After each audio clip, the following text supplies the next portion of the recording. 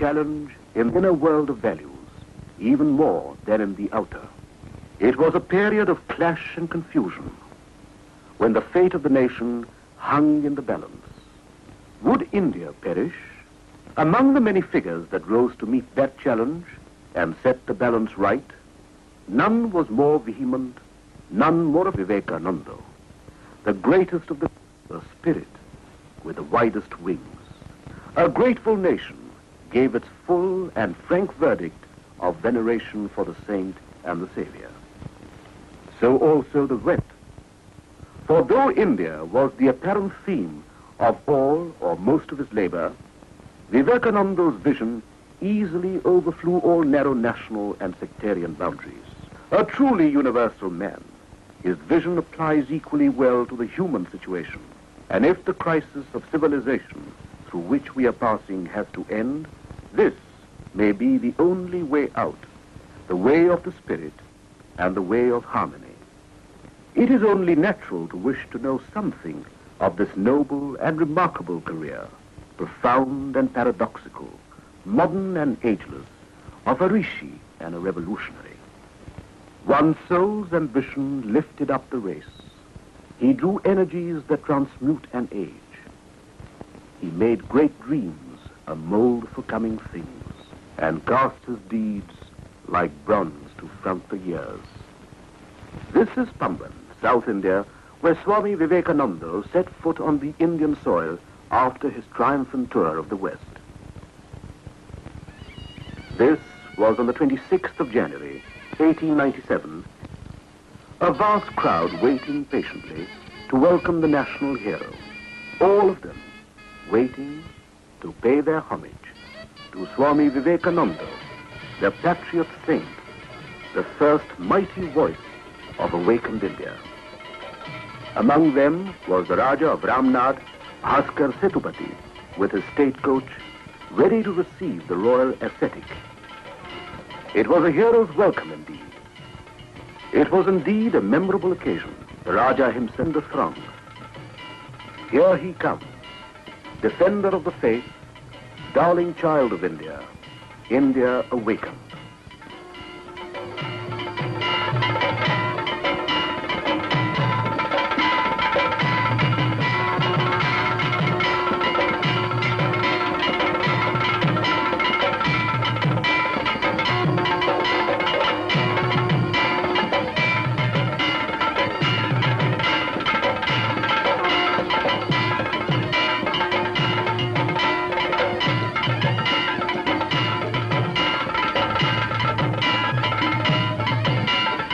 Swami was quite overwhelmed, but he took it with dignity, with humility.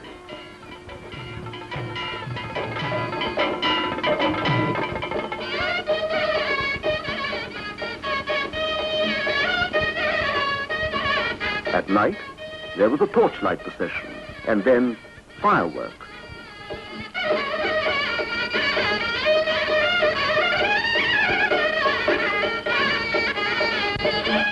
In reply, the Swami said, "This grand reception is made not unto a military general or a politician, a prince or a millionaire, but to a poor, penniless sannyasin.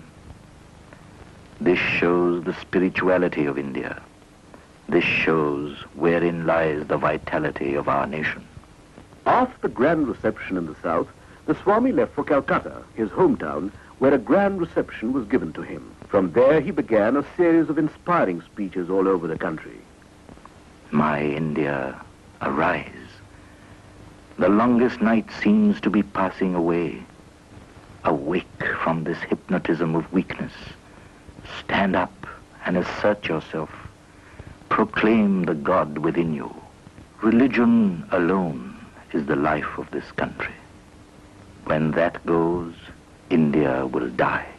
In spite of politics, in spite of social reforms, in spite of everything. Each soul is potentially divine. The goal is to manifest the divinity within all of us. do it either by work or worship, by psychic control or philosophy, by one or more or all of these, and be free. This is the whole of religion. Doctrines or dogmas, rituals, books, temples, forms are but secondary details. In all his speeches, nothing was so touching and so revolutionary as his wide and natural sympathy for the poor and the fallen. Do you feel that millions and millions of descendants of gods and sages have become next-door neighbors to brutes? Do you feel that millions are starving today and millions have been starving for ages? Your ancestors have written a few philosophical works, penned a dozen or so epics, or built a number of temples. That is all. And you rend the sky with triumphal shouts, while those whose heart's blood has contributed to all the progress that has ever been made in the world, well, who cares to praise them? Ye ever trampled laboring classes of India, I bow to thee. For the next 50 years, let all other vain gods disappear from our minds. This is the only God that is awake, our own race. The first God that we have to serve and worship are our own people. Everywhere his hand, everywhere his feet. He covers everything. Sarvatokshi shiro mukham sarvatah shrutimaloke sarvamavritya tishtati. Faith. Faith in ourselves. If you have faith in the 330 millions of mythological gods and still have no faith in yourselves, there is no salvation for you. Let us all work hard, brethren. This is no time to sleep. On our work depends the coming of the India of the future.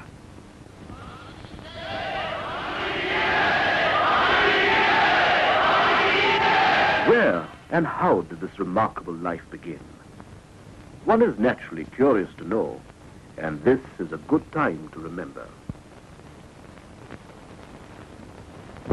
It was here in the city of Calcutta that Swami Vivekananda or Narendranath was born on the 12th of January, 1863. Not far from the holy river Ganga, in this house and its neighborhood, the boy Naren used to play as a child like other children. His father, Sri Vishwanath Datta, was an attorney of the Calcutta High Court, well versed in Persian and English literature, but typical of his time. His father was indifferent to the Indian cultural heritage, but his mother, Srimati Bhuvaneshwari Devi, belonged to the old Hindu tradition. Religious by temperament, she would often read to the boy tales from the Ramayana and the Mahabharata. This was the seed of spiritual life sown early in Naren's mind. His boyish imagination was fired by these tales of heroic idealism. Ramchandra going to the forest in exile, renouncing his kingdom to keep up the promise of his father. Jatayu, the eagle king's self-sacrifice to rescue Sita. Bharat's devotion to his brother in exile.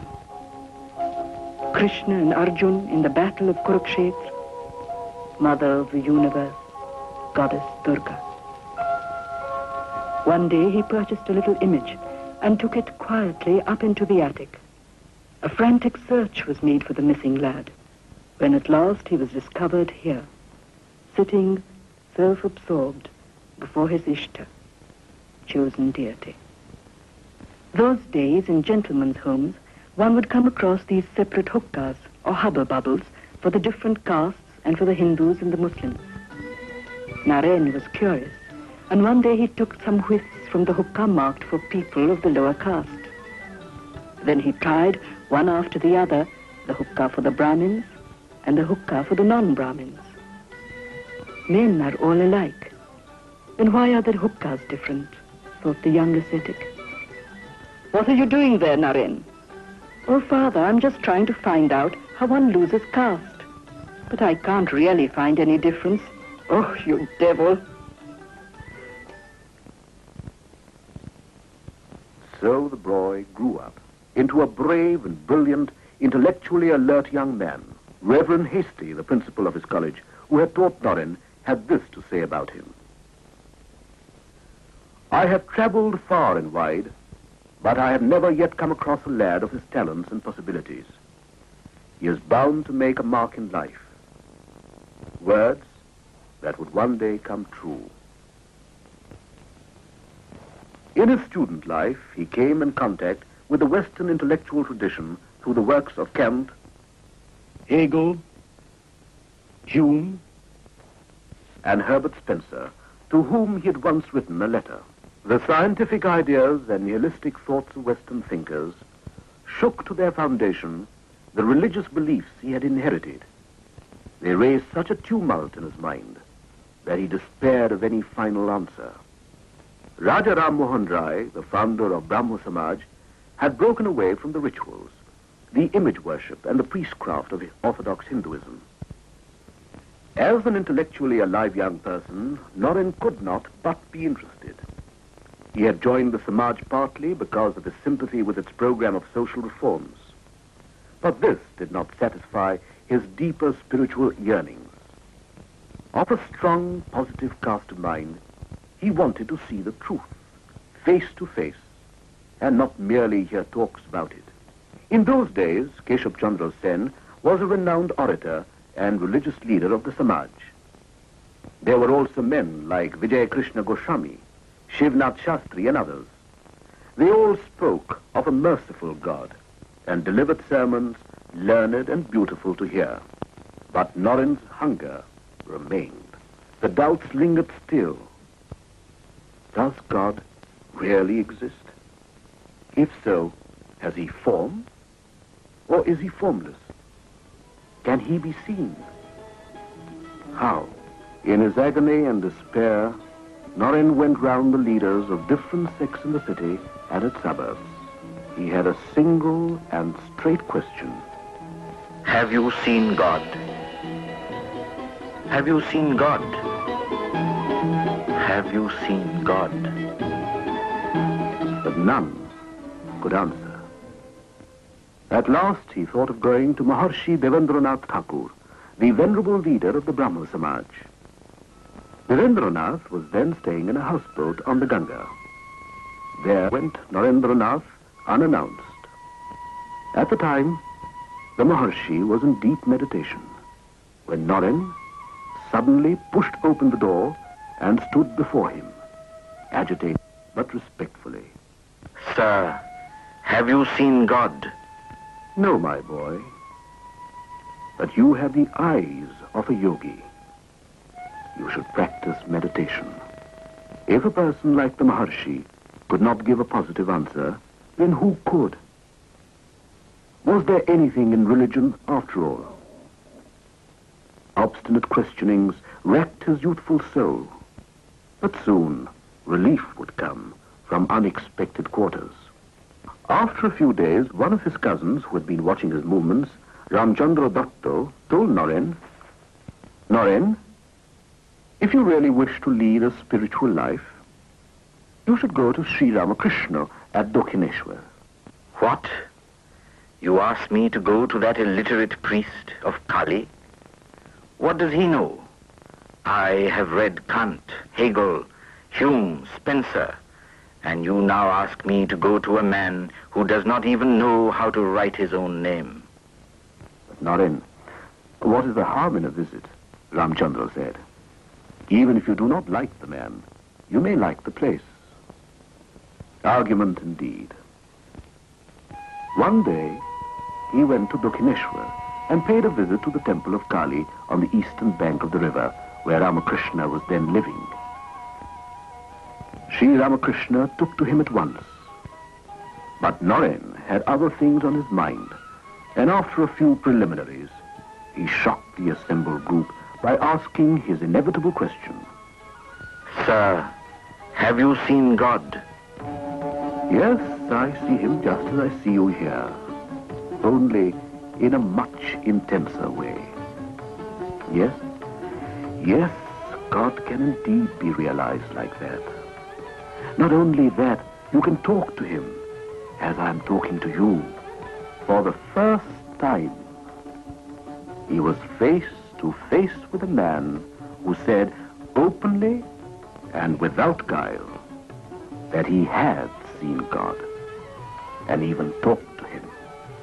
He had met his match, for Ramakrishna, though ignorant in the worldly sense of the term, had crossed the ocean of illusion and realized the supreme truth. He was a Siddha, an avatar, and he had already marked Norin for his own.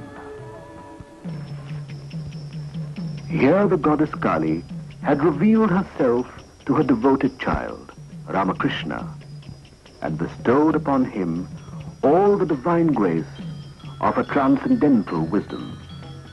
Kali, the mother goddess, has often been misunderstood in and out of India. The word Kali is derived from Kal or time. Hence, she is a symbol of death and destruction. In another and deeper sense, she is also the transcendence in which all mental ideas and forms disappear. In the inner view of things, she is a power of Brahman or reality. If, in one hand, she holds the severed head, in the other, she offers boons and protection. Destroyer and preserver, Kali the mother is the goddess of the brave and the heroic. Quiet day. Krishna was seated on his bed, relaxed, when Norin entered and approached him.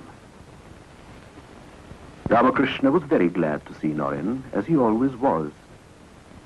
But the next moment, the saint had gone into a deep ecstasy. Then he muttered something and came closer and closer to where Norin was sitting. He stood up, still in ecstasy, and touched Norin's body.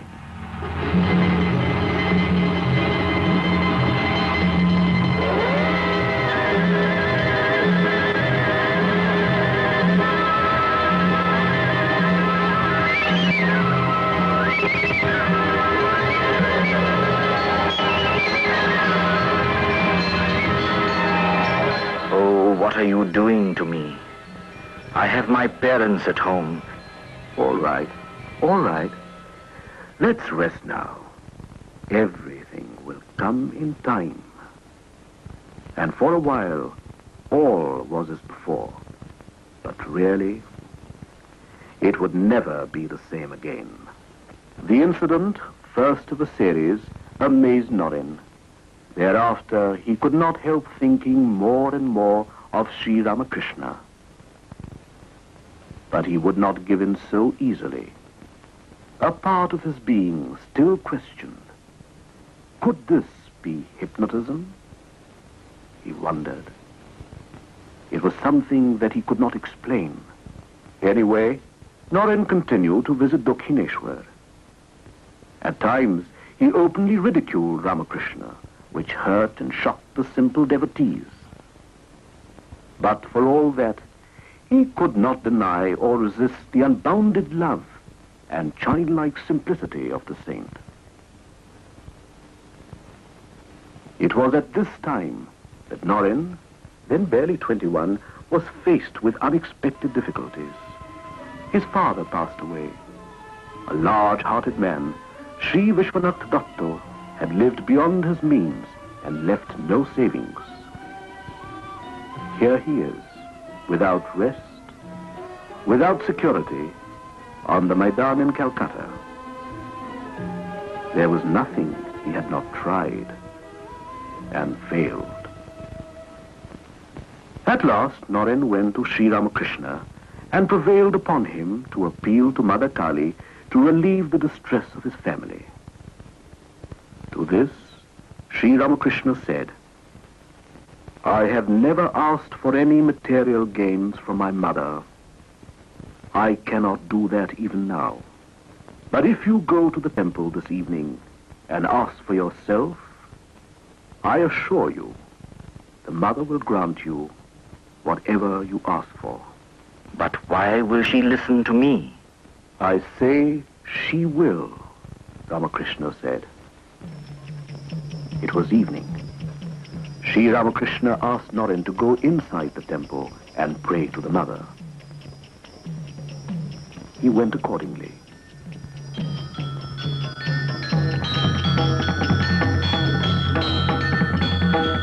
Ramakrishna asked, "Did you ask the mother to remove the distress of your family?"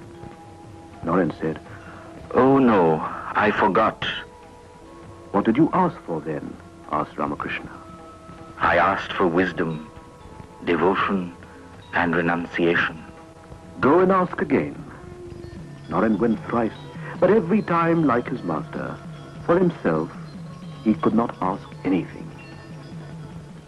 Naren had a fierce intellect. For 6 years, he struggled and struggled. But during this period, he learned prodigiously. Among other things, he learned from his matchless master or guru. All the rivers flow to the same ocean of supreme being. The goal is the same for all.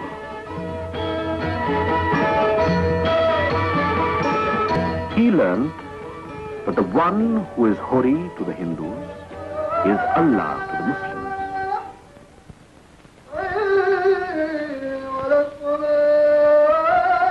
And that the Father in heaven, to whom the Christians pray, is but another name of the same supreme being.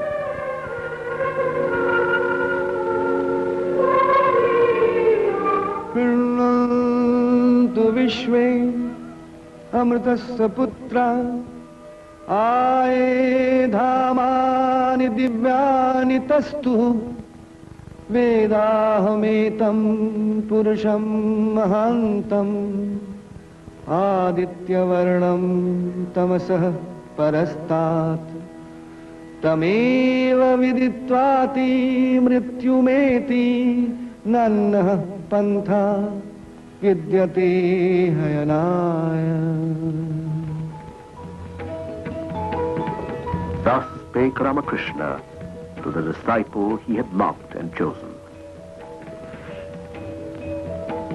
To Narendranath, his guru seemed to symbolize India's ageless culture, a living embodiment of all that was best in man and in India. From Sri Ramakrishna, he learned that religion was not something to be merely talked about, but that it must be realized and lived out. He also learned that unity in diversity was nature's plan, and that India had a message for the world today. He must live that truth and spread the Master's message, come what may. In the meantime, Sri Ramakrishna had fallen seriously ill and had to be removed to this garden house at Kashipur in the neighborhood of Calcutta. The end was near. He advised the disciples to dedicate their lives to the service of God and man. He also nominated Naren as the head of the group. He called the 12 disciples and gave them the ochre robes, the age-old symbol of the ascetic life in India. He gave some final instructions to Naren. Take care of the boys, he said. Thus was formed the nucleus of the Ramakrishna order or mission. 4 days before he passed away, he called Naren. Soon he went into deep ecstasy, but for some time he kept looking intently at Naren's eyes. He was clearly concentrating for a purpose.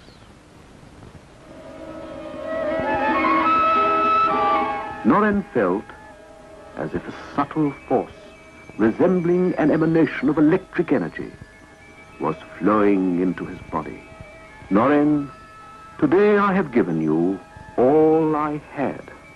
There is nothing of my own left. Now with these you shall carry out great tasks in the world.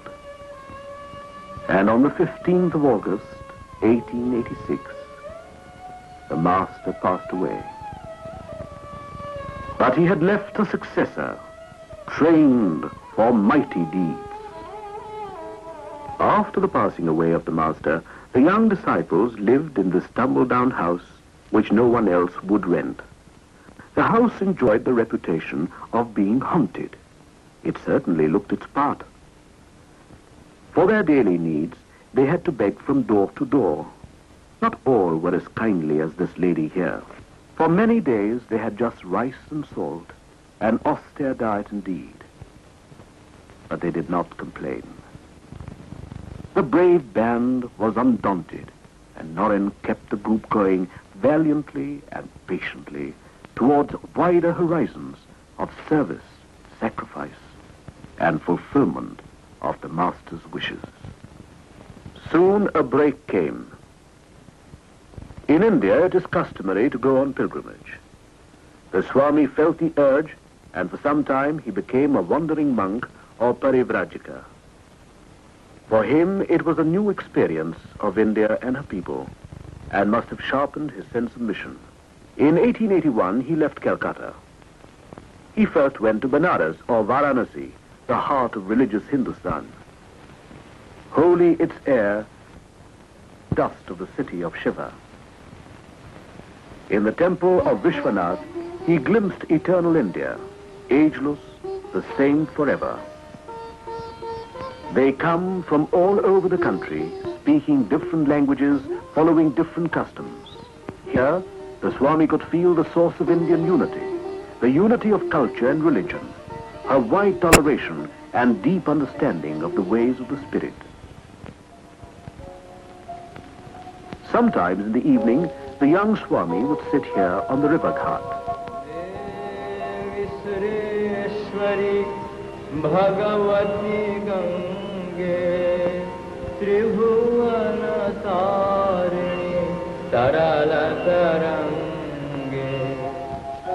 And his mind would go back to Dakshineshwar and his master. He also paid a visit to Ajodhya, sacred city of Rama, and Vrindavan, city of Krishna. Pushkar, the legendary birthplace of Brahma himself. Rishikesh, land of ascetics and spiritual seeking down the ages. Yasya samudram rasaya sahahu, yasya maha pradisho yasya bahu, kashmai devaya havisha vidhema. He saw the exquisite paintings of Ajanta, the rock-cut temples and sculpture of Ellora,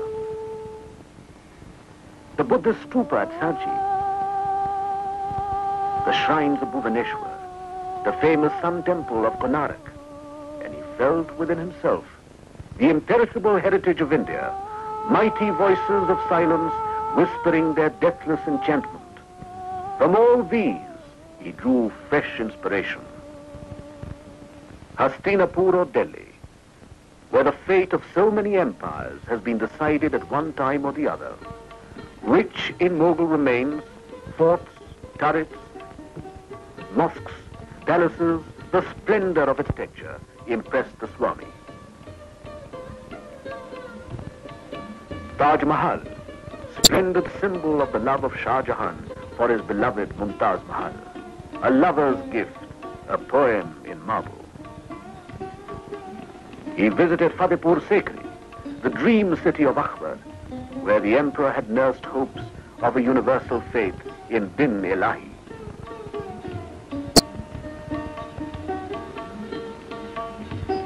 Rajasthan, the land of chivalry and heroism.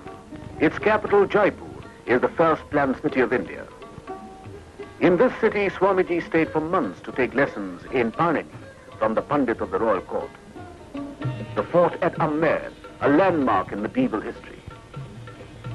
Chittor, forever associated with Rana Pratap's defense of the motherland, with the fatal beauty of Padmini and her fire ordeal, and the matchless devotion of Mirabai, the Saint Queen of India.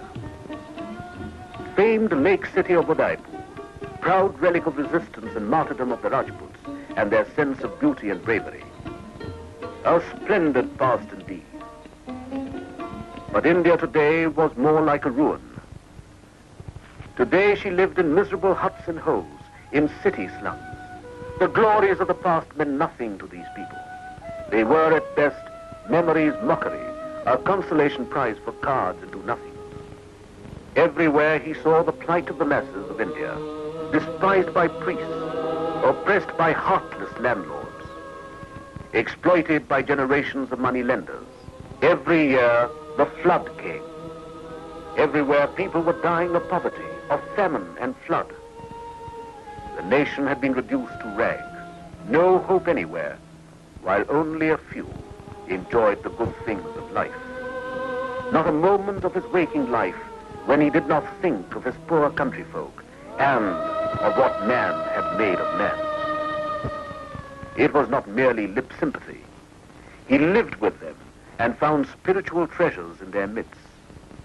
He slept in stables where no gentleman ever set his foot. He lived on the pallets of beggars, sharing their life. The words of his master came back to him again and again. Religion is not for the empty bellies. And he himself later said, What have we done for the masses? Teaching them metaphysics? It is mockery to offer religion to a starving man. With this picture of the oppressed masses burning in his heart, the Swami came across the rulers of the Indian states, the native princes. In the course of his travels, he met the Raja Ajit Singh of Khetri, the Maharaja Mangal Singh of Alwar, the Maharaja Chamarajendra Vadiyar of Mysore, and the Raja Bhaskar Setupati of Ramnad, and many others. He believed that if these people, placed in positions of advantage, took up the cause of India and her starving masses, the country's progress could be hastened. He always reminded the rulers of their duty towards the people. There was something about the youthful Swami, and they listened. They who were given more to command than to listen. In his conversation with the Maharaja of Mysore, he had said, You are only the custodian of God's property. You should use it only for the benefit of God's children, that is, the people. The Maharaja of Mysore was inspired to introduce necessary reforms in his state. These encounters were not without their dramatic moments. Once in Alwar, the Maharaja Mangal Singh met him at the residence of his Diwan. The Maharaja was in a somewhat merry mood, and perhaps, to tease the Swami, he said, with a smile, You see, Babaji Maharaj, my forefathers built many temples, but I do not have any faith in those idols of stone or metal. The eyes of all present were fixed on the Swami. What would he say? He asked a counter-question, harmless enough to begin with. Diwanji Sahib, whose picture is that on the wall, please? The Diwan replied, It is the likeness of the Maharaja, Swamiji. Please bring down the picture, will you? And the picture was brought down. Now spit on that picture, Diwanji. What is it, Diwanji? But a piece of paper? Why can't you spit upon it? I say, spit. Spit upon it. Any one of you may spit upon it. What are you asking me, Swamiji? It is the likeness of our Maharaja. Don't you know that? But surely the Maharaja is not bodily present in the picture. It does not contain his flesh, blood, and bone. It is, after all, an idol or an image. Yet you respect it as if it is your Maharaja himself. Isn't that so, Diwanji? Yes. Yes, Swamiji. That is so. See, Your Highness, though the picture is not you in one sense, in another sense, it is you. They all look upon this picture with as much respect as they would upon your person. So, when men worship the image of God in stone or metal, they do not say or think, O stone, I worship thee. O metal, be merciful. They worship the divinity inherent or represented in these forms. The Maharaja admitted, Swamiji, you have opened my eyes. Forgive me that I ever spoke to you like that. Forgive me. Such was the Swami's unconventional method of bringing a great truth home. But the Swami never stayed at one place for long. No parivrajika. He traveled through deserts, forests and mountains and vast fields. He learned a thing or two as he went along. This is Kepli House in Jaipur, where a little dancing girl a lesson in humility and understanding. In his honor, the Maharan's recital. The gathering, including the Maharaja, was waiting for the Swami. One of the courtiers had been sent to bring him. As the officer conveyed the invitation, the Swami said, It is quite unbecoming for a sannyasi to attend the performance of a dancing girl.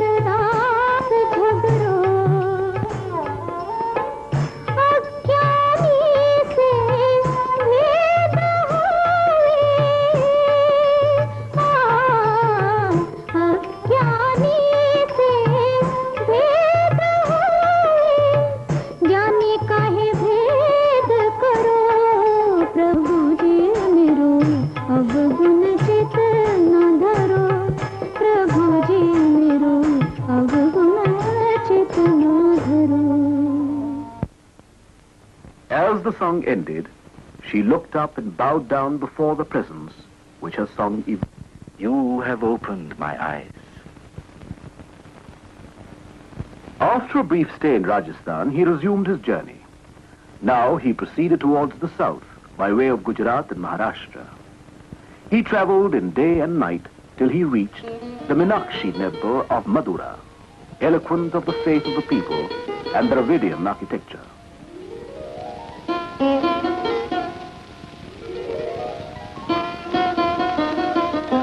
And further beyond to famed Kanyakumari, the Virgin Goddess and her temple. There he prostrated himself before the goddess.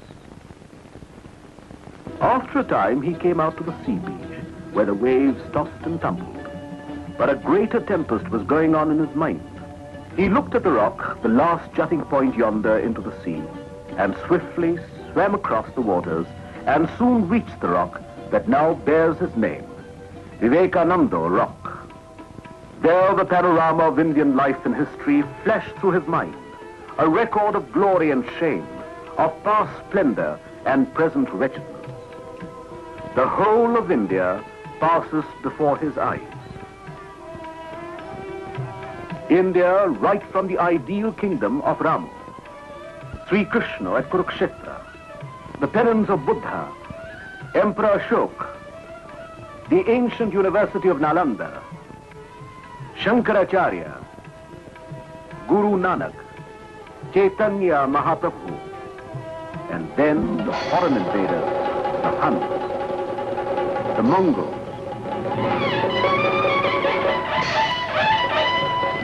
the Portuguese, the Battle of Plaza, and the English.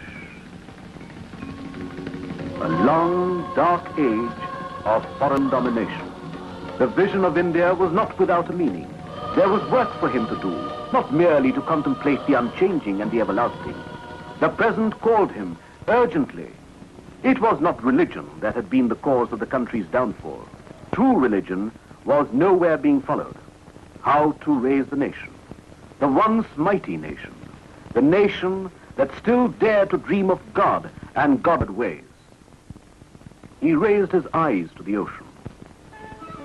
The image of his master floated back, giving him new hope and a sense of direction. He would appeal to the world on behalf of India. He would go to America. The East and the West, the new and the old, must know each other and help each other. Another chapter was opening in his and the world's history. On May the 31st, 1893, the Swami sailed for America by way of the Pacific. But he had no fixed idea or program. It was a leap into the unknown. He had heard vaguely about a parliament of world religions to be opened someday somewhere in America. He sailed by way of Ceylon, Penang, Singapore, Hong Kong, Nagasaki, Kobe, and then traveled by land to Yokohama to board the ship again. Artistic and industrial Japan impressed him. Inspired by the example of this newly awakened Asian country, he wrote to his friends and disciples in Madras. Come out of your narrow holes and see how the nations are on the march. India wants the sacrifice of her young men, mind you, not brutes. Sympathy for the poor, bread for the hungry mouths, enlightenment people at large, and struggle unto death to make men of those who have been brought to the level of beasts by the tyranny of your forefathers.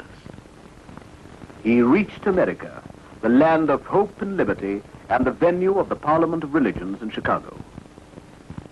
On inquiry, he came to know that the Parliament of Religions would not be meeting till September. And as he had no references or credentials from a recognized organization, he could not be enlisted as a delegate.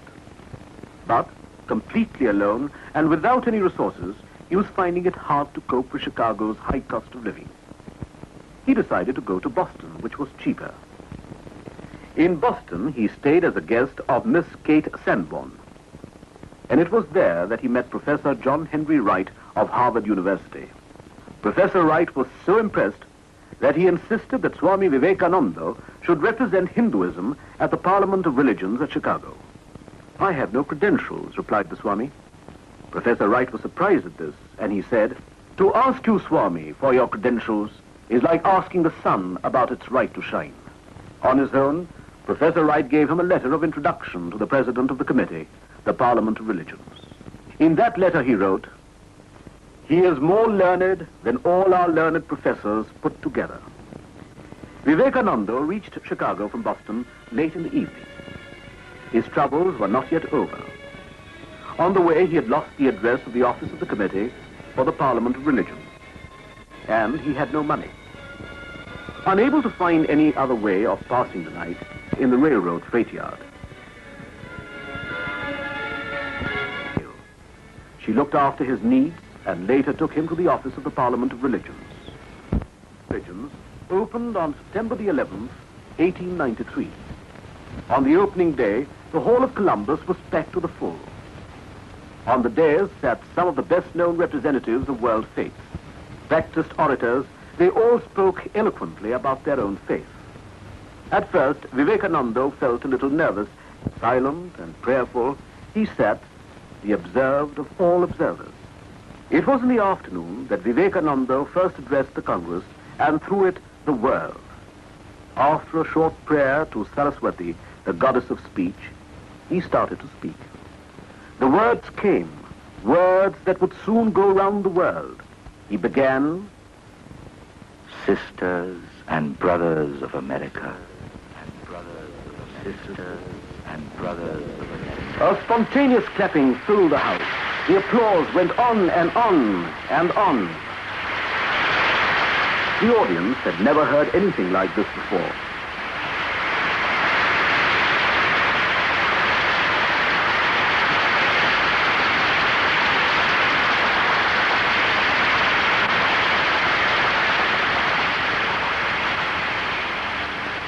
Sisters and brothers of America, I thank you in the name of the most ancient order of monks of the world. I thank you in the name of the mother of all religions. I thank you in the name of millions and millions of Hindu people of all classes and sects. I am proud to belong to a religion which has taught the world both tolerance and universal acceptance. We believe not only in universal toleration, but we accept all religions as true. Here are a few lines which are repeated every day by millions in my country. Ruchinam vaichitrat rijukutilana pathajusham nrinameko gamyastvamasi paisam arnavaiva. And he had won. Upon the banner of every religion will soon be written, in spite of resistance, help and not fight, assimilation and not destruction, harmony and not dissension. The Swami had not come to criticize only. His admiration of the new world was frank and unstinted. Hail, Columbia, the motherland of liberty. It has been given to thee to march as the vanguard of civilization with the flag of harmony. His speech had been like a tongue of flame. Everybody else was forgotten by his commanding and spectacular performance. The papers were full of him. They wrote, "He is undoubtedly the greatest figure in the Parliament of Religion." A picture of Swami Vivekananda, called the Hindu monk, was displayed on the streets of Chicago. People passing by paid instinctive homage to the presence. Previously, he had nearly succumbed to poverty. Now it was an opposite danger. He was about to be smothered by riches and attention. At night, he could not sleep on the soft bed that had been prepared for him. Rolling on the ground and thinking of his countrymen and their lot, he cried, O Mother, what do I care for name and fame when my people and my motherland are sunk in the utmost poverty? Show me, O Mother, how best I can help them. To be able to serve the cause of his unfortunate country, he accepted the offer of a lecture bureau. He thought that through the lecture bureau, he could spread his ideas more effectively. He toured extensively. As India's first unofficial ambassador, he placed India and all that was best in her culture before the modern world. But it was not all roses. His sudden success had given rise to jealousy. For a long time, slander and persecution followed him like a black shadow. In the end, it all died a natural death.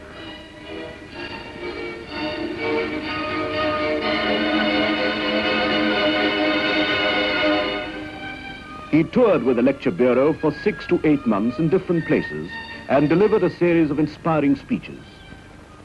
While lecturing in a church, he said, Let me tell you, brethren, if you want to live, if you really want your nation to live, go back to Christ. You are not Christians. No, as a nation you are not. Go back to Christ. Yours is a religion preached in the name of luxury. You cannot serve God and mammon at the same time. Better be ready to live in rags with Christ than to live in palaces without him. Do I wish that the Christians would become Hindus? God forbid. Do I wish that the Hindus or Buddhists would become Christians? God forbid. The Christian is not to become a Hindu or Buddhist, nor a Hindu or Buddhist to become a Christian. but each must assimilate the spirit of the others and yet preserve his individuality and grow according to his own law of growth. But he soon cut off all connections with the lecture bureau and began to speak, free of any charges, an unusual thing to do in the United States.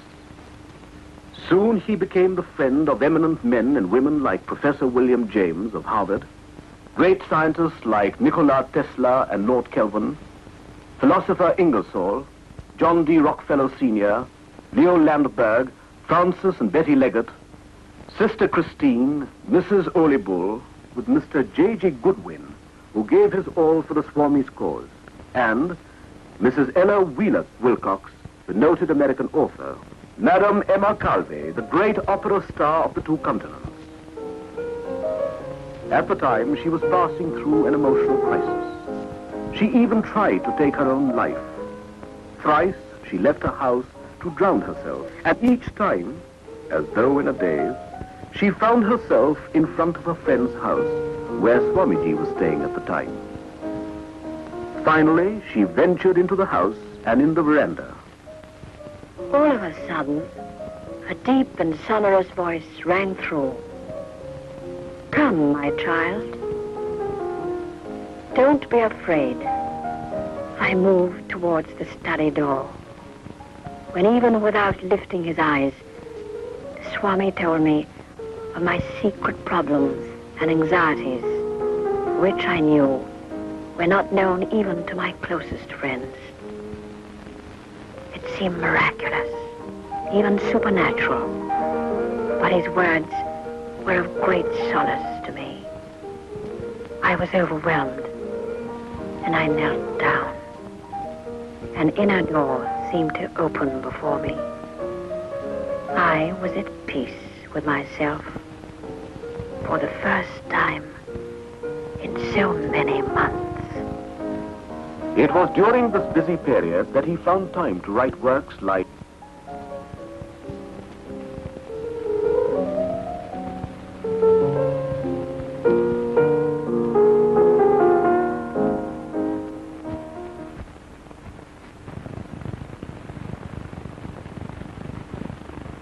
This is the summer cottage in the Thousand Islands Park on the river St. Lawrence. Here, with 12 American disciples, the Swami passed 7 memorable weeks. To this intimate group, he revealed brilliant flashes of illumination and the most profound wisdom. These were later published as inspired talks. Never was a title more justified.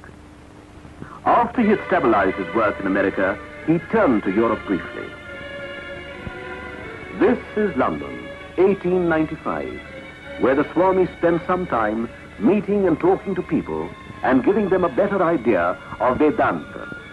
His greatest acquisition in England was without doubt Miss Margaret Noble, a name that will always be remembered with gratitude while India lasts. England also gave him Mr. and Mrs. Sevier. The couple donated all their life savings to the cause and made India their second home. After 4 years of travel and ministry to different countries of the West, Swami Vivekananda was returning home with some of his disciples. Yes, the tour had been a success, a triumph, to find his militia ready for his word of command. But never did he expect that the whole nation, the people of India, would rise to a man and give him a welcome, the like of which has never been seen before or after. The brilliant speeches which he gave all over the country spelled hope and courage. Men everywhere heard these as in a dream. Awake, arise, and stop not till the goal is reached.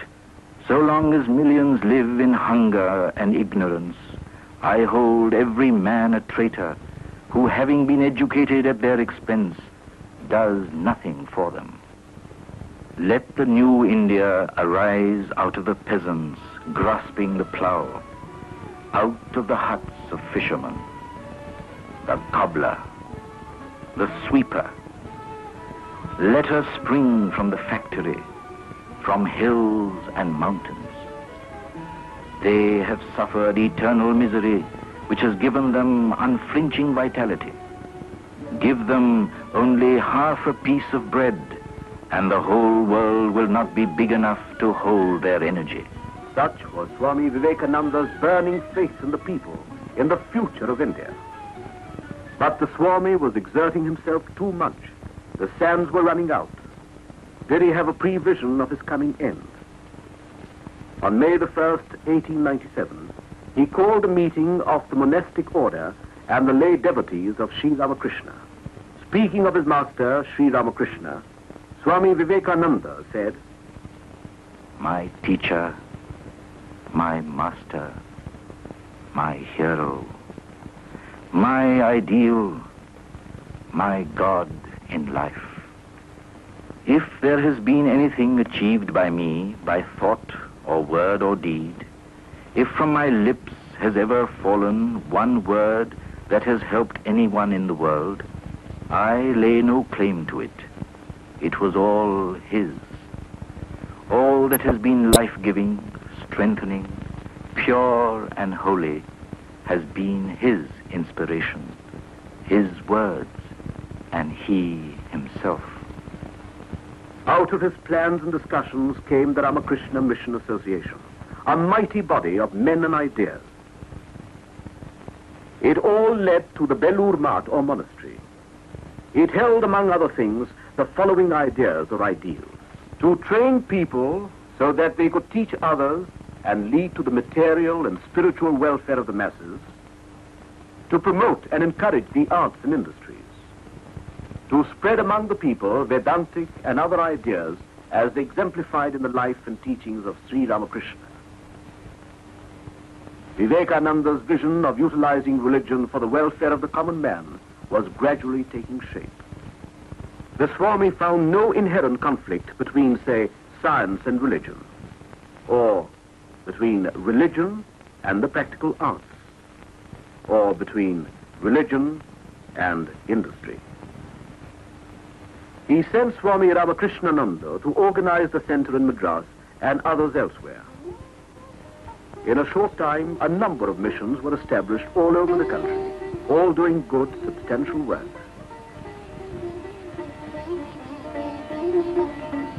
Nor did he forget the West. He sent Swami Saradananda and Swami Abhedananda to carry on the Vedanta teaching in the West. Thus, several active centers came into existence in New York, San Francisco, Hollywood, Tobacco Canyon, Los Angeles, London, Paris, and elsewhere. But Swami Vivekananda not only sent people abroad, he welcomed a few home and trained them for work. The most outstanding of these was Miss Margaret Noble from England, the first Western woman to be received into an Indian monastic order. The Swami gave her a new name, Nivedita, or the dedicated one. Never was a name more justified. She soon started a school for girls. At first, not many came, though the teaching was free. Later, it became an institution. This is how the school looks today, one of the best and a fitting memorial to Sister Nivedita's work for Indian children. But the Swami's health was causing anxiety. The strain had begun to tell. His Western disciples suggested a trip to America. He went, but there was no rest in his vocabulary. His health did not improve, and he returned to India unannounced. In spite of his shattered health and living under serious restrictions, he had little or no rest. Visitors from all over India and abroad came to see him constantly. One of these was Mahatma, or Mr. Gandhi from South Africa. Unfortunately, the Swami was then not at Belur, and the two could not meet. What a loss, my countrymen. Once Pandit Sakharam Ganesh Deuskar, well-known editor of Hitavadi, came to see him with a few friends. Coming to know that one of them was from the Punjab, the Swami started to speak about the food situation there, which was then acute. It was a short interview. At the time of leaving, one of the gentlemen expressed regret. "Sir, we have come with great expectations to hear some religious talks from you. Unfortunately, our conversation was taken up with commonplace matters." At this, the Swami turned grave and said, Is the concern over my people a commonplace matter? Sir, so long as even a dog in my country remains without food, to feed and take care of him is my highest duty. Anything else I consider as non-religion or false religion. Swami Vivekananda thought not only about the men of India, but he had given deep and anxious thoughts to the problems of Indian women. A bird cannot fly with only one wing, he used to say. He looked upon Sharada Devi, the consort of Sri Ramakrishna, as the ideal of Indian womanhood. He dreamt of a convent to be run on the lines of the monastery at Belur.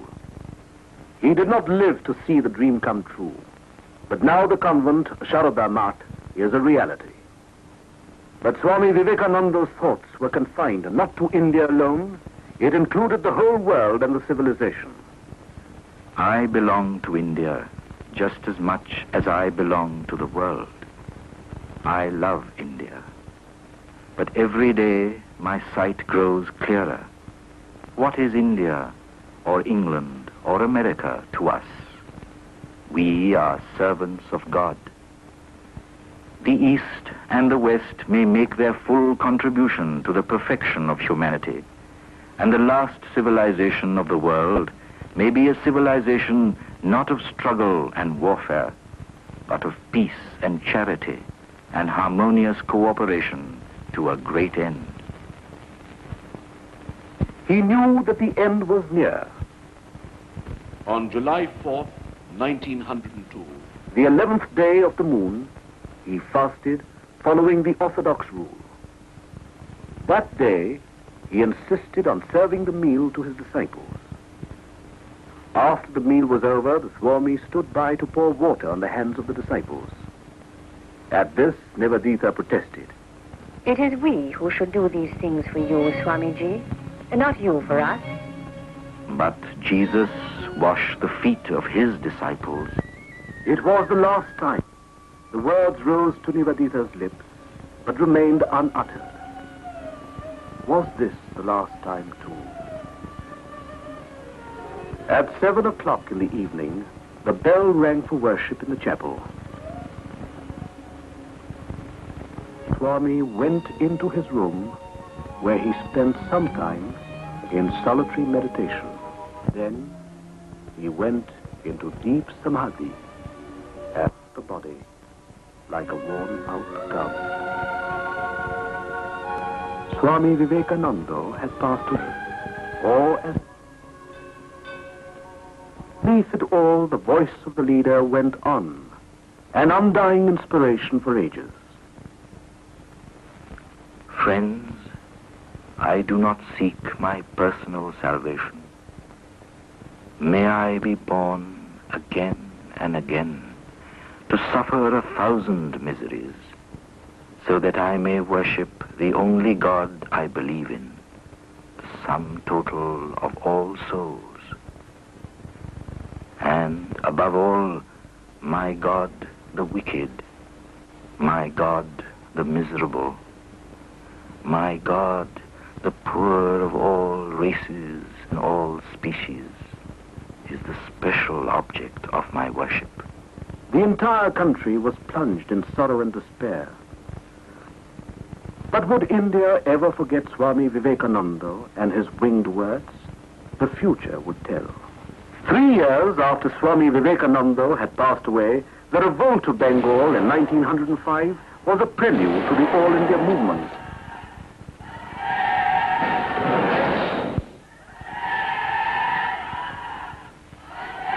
All the while, the life and works of Swami Vivekananda has continued to inspire the people. It may be that I shall find it good to get outside my body, but I shall not cease to work, to inspire men and women until the world shall know that it is one with God. Much has been done, though much more remains unfulfilled. We perceive his influence still working gigantically.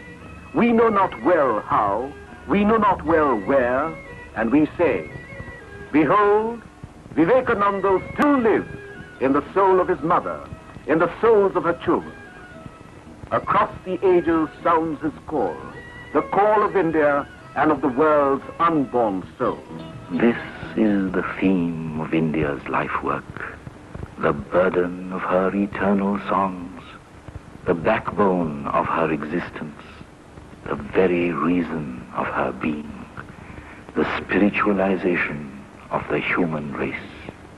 Uttishthata jagrata prapya varana nibodhata kshurasya dhara nishita durattaya durgam pathastat kavayo vadanti.